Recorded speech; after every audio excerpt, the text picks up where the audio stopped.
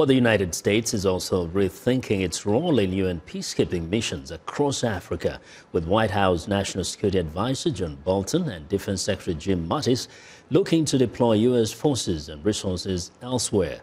Bolton outlined the administration's new Africa policy on Thursday, saying the U.S. will no longer support unaccountable UN peacekeeping missions. Our objective is to resolve conflicts, not freeze them in perpetuity. And we will not provide legitimacy to missions that give large payouts to countries sending poorly equipped soldiers who provide insufficient protection to vulnerable populations on the ground. Well, Pentagon leaders are of a similar mindset, with Defense Secretary Mattis recently recommending the pullout of all U.S. peacekeepers from the UN peacekeeping mission in Mali. Now, for more on the U.S. Africa peacekeeping missions, VOA's Carla Babb joins me live via Skype from the Pentagon. Hello, Babb. Carla. Hi, Vincent. Now, some may get the sense that perhaps the U.S. is really pulling out its military support from the continent of Africa. Can we kind of put things in perspective here? Well, I do want to stress that this is the peacekeeping mission with the United Nations, not necessarily the United States missions across the continent.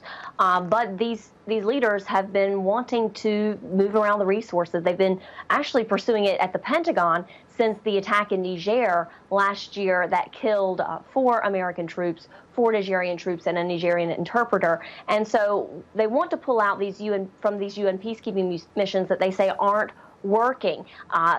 Bolton, the National Security Advisor, actually singled out the mission in the Western Sahara, saying that they've been there nearly 3 decades and they have yet to do the goal that they set out to do, and that is to set up and to have a referendum, a political referendum there. So while those changes are being made, and there are some changes at the Pentagon that kind of coincide with those, this isn't an ultimate blank slate push out of Africa, because while the United States is pulling out about 10% of its counterterrorism, 10% of its forces on the ground in Africa, most of those are counterterrorism men and women, they're also adding additional aid. We just heard from U.S. Africa Command that while troops are coming out of West Africa, more money is going in. The pledge for that G5 Sahel Joint Force has been increased from initially being $60 million to now more than $100 million. So there are lots of changes going on, but it's hard to say exactly whether it's a total pullout or whether it's just a refocus. Now, for me, I get the feel like this is kind of a repudiation of the United Nations itself, because Bolton is saying that they don't want to, the U.S. doesn't want to keep just funding and supporting missions that are hopeless, are not really achieving any results. Instead, solve the conflict. Is that what he's saying? You're right, Vincent. Yes, this could be a really big blow to the United Nations peacekeeping mission, because keep in mind, the United States funds about 1/3 of the total budget for UN peacekeepers. They're by far the biggest donor. So if the United States starts pulling out of the peacekeeping missions in Africa and cutting its aid even further, that could really send a signal that these peacekeeping missions are going to be becoming smaller and smaller because they want to use the resources elsewhere.